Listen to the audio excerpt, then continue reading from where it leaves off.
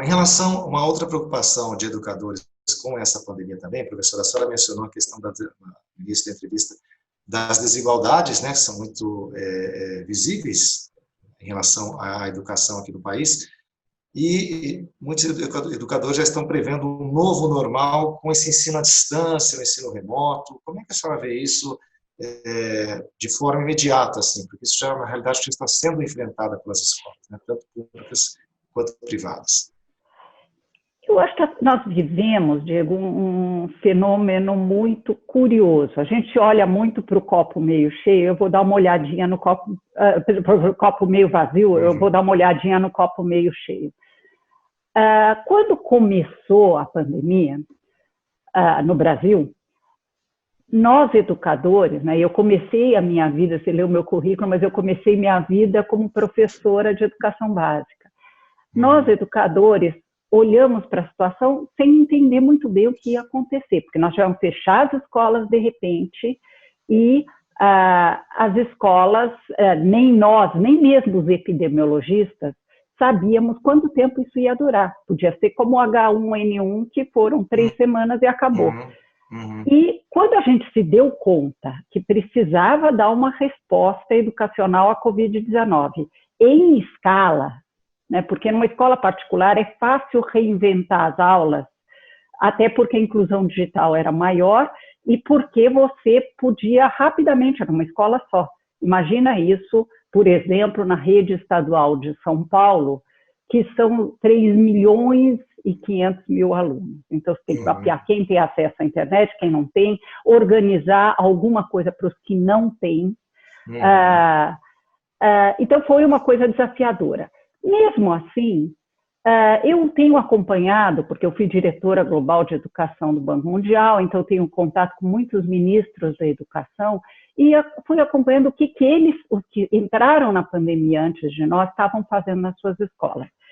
Então, na maior parte dos países, houve uma combinação de diferentes mídias no processo educacional. Sim, online. Mesmo na África, foi usado online, porque isso constrói um aprendizado para professores e alunos, mesmo que seja uma parcela pequena. E eu vou te dar um número sobre o online.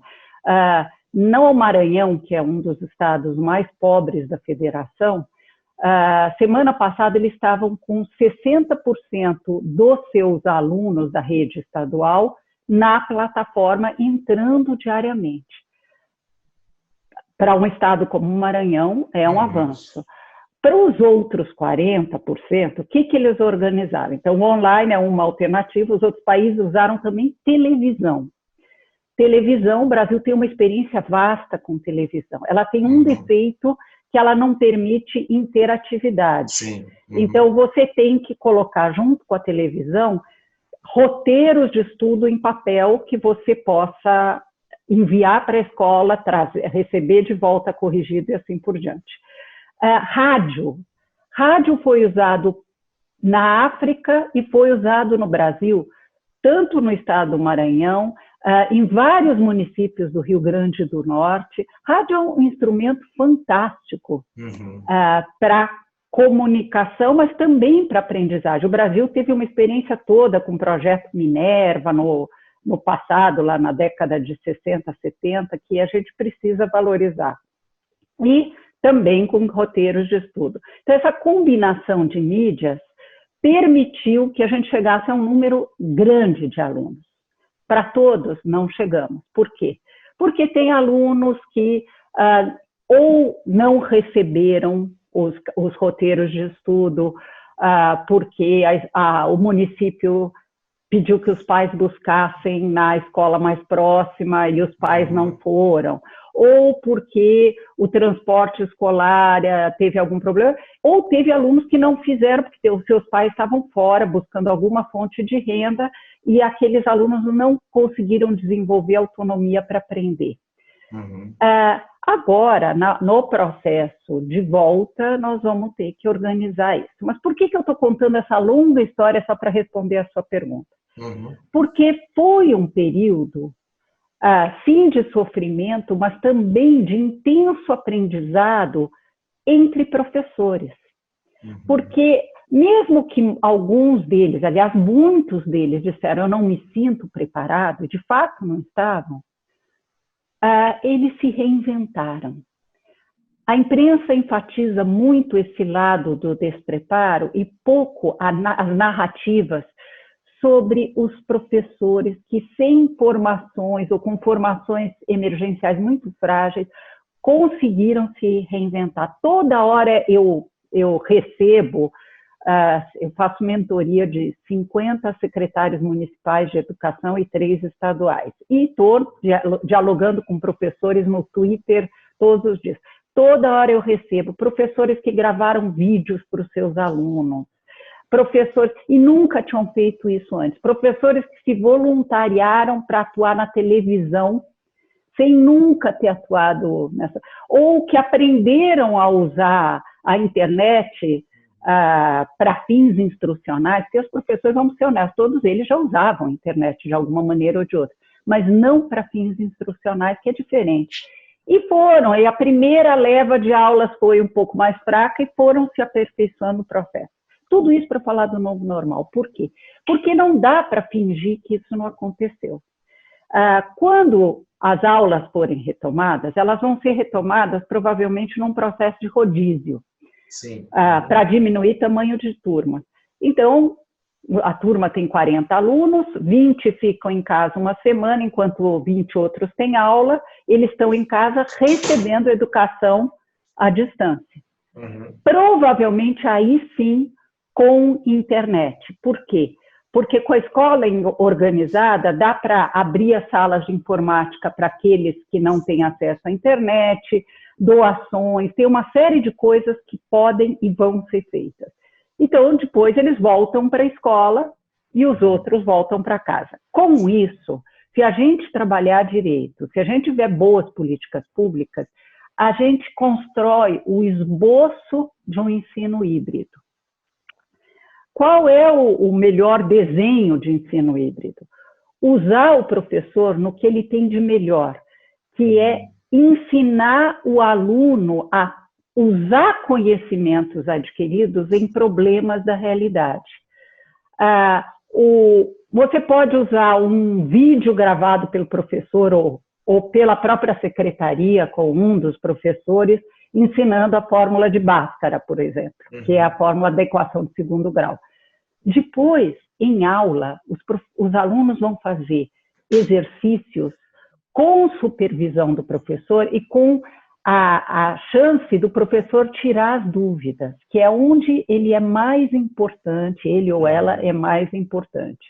Então, eu acho que nós não vamos ter a escola como era antes. Vai ser a escola com metodologias ativas de ensino, com mais uso de tecnologia, o que vai demandar boas políticas públicas e vai demandar que a conectividade de todas as escolas e todas as residências seja colocada como uma prioridade de política pública. Sim. Até porque, né, professora, é importante esse tipo de investimento para que essas discrepâncias no nível de ensino entre as escolas públicas e privadas não seja tão grande como a senhora mencionou, né? É verdade. E é bom lembrar também que essa discrepância entre a escola pública e privada, uma parte dela não é culpa, entre aspas, da escola pública. Tem a ver com a escolaridade dos pais dos alunos. 68% do sucesso escolar de uma criança depende da escolaridade dos seus pais. Quantos anos esses pais estudaram? E a escola pública recebe muitos filhos de famílias de baixa escolaridade. Evidentemente, essas famílias, por mais que queiram ajudar, e muitas delas ajudam bastante, elas não têm um repertório para uma ajuda um pouco mais efetiva e não tem recurso para pagar aula particular ou coisa assim. Daí porque vai ser importante também, na volta, criar um sistema de recuperação de aprendizagem que olhe para aqueles alunos ou que não conseguiram estudar à distância ou que, ao estudar, foi de uma forma frágil que conseguiram fazer isso. Agora, esse rodízio que a senhora mencionou, que deve ser uma nova realidade a ser enfrentada pelas escolas, mesmo após a pandemia, ele tende a ser viável também nessas escolas públicas, nos estados, principalmente, mais pobres aqui da nação, professora? Ou há um risco de que essa desigualdade possa continuar aumentando, mediante a nova modalidade de ensino, né, com esses rodízios, por exemplo? Olha, o rodízio vai ter que acontecer por uma questão que também é econômica. Você vai ter que manter 1,5 metro de distância entre os alunos. Se a gente olhar para as turmas de Fundamental 2, ensino médio, sobretudo, nós vamos ver turmas de 35, 40 alunos, às vezes até mais que isso. Não vai dar, pelo tamanho das salas, não vai dar para pôr esses alunos numa sala só.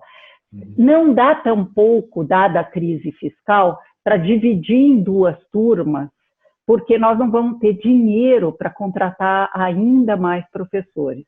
Então, essa modalidade de rodízio, que foi adotada em vários países na Europa, ela de algum jeito vai acontecer aqui. O que pode acontecer, Diego, é que, dada a baixa conectividade, especialmente em alguns estados e municípios, que a gente tenha que mandar para casa com roteiros impressos de estudo, ou até com os livros didáticos, com tarefas a serem feitas. Mas eu desconfio que a inclusão digital vai aumentar de uma maneira importante. Primeiro, porque a inclusão digital de professores aumentou muito durante a pandemia. Eu tenho uma filha professora, e o marido é professor também, os dois montaram um estúdiozinho para gravar os vídeos e as aulas online. Essas coisas vão continuar, foram aprendizados que aconteceram. Evidentemente, a minha filha tem mas eu vejo muitos professores fazendo isso. Vários me mandaram fotos da casa deles, da escrivaninha transformada em mini estúdio, com recursos precários. Eu mesma faço palestras, eu empilho livros, porque eu não tenho um porta-celular, e muitas vezes gravo vídeos assim, e funciona, né? Aquilo que a senhora falou da reinvenção dos professores, da necessidade de eles também se reinventarem, né? E muitos fizeram isso. Outros não se sentiram confortáveis fazendo isso e não ousaram se desafiar. Mas é importante entender que uma das competências do século XXI, aliás, tem várias que, inclusive, estão na Base Nacional Comum Curricular, que os professores vão ter que ensinar para os seus alunos, é a adaptabilidade. A adaptabilidade nós todos desenvolvemos durante a pandemia. Abertura ao novo. Então, um professor, e vários deles são exemplo disso, de alguma maneira, na dor, com grandes dificuldades, acabaram se abrindo para um novo cenário. Foi fácil? Não foi fácil. Erraram muito, acertaram muito, como todos, como na medicina também, como na saúde também aconteceu. Então, o copo meio cheio, nós aprendemos muito. O copo meio vazio, nós sofremos muito, nós todos. Certo. Professora, para a gente já assim, nos encaminhar ao final da entrevista, vamos falar do Fundeb, né? Novo Fundeb, como está sendo chamado, que está tramitando no Congresso, previsão de ser votado na próxima semana, né?